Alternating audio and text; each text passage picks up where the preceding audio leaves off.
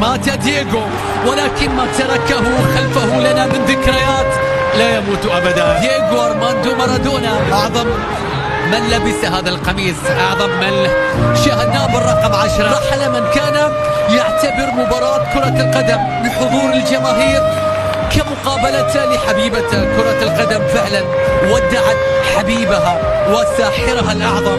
لا أعتقد بأنها عشقت لاعبا أكثر من على الإطلاق. بكل تأكيد رحل مارادونا حبيبها المتهور الطائش الثائر المجنون، لكن حبيبها البطل.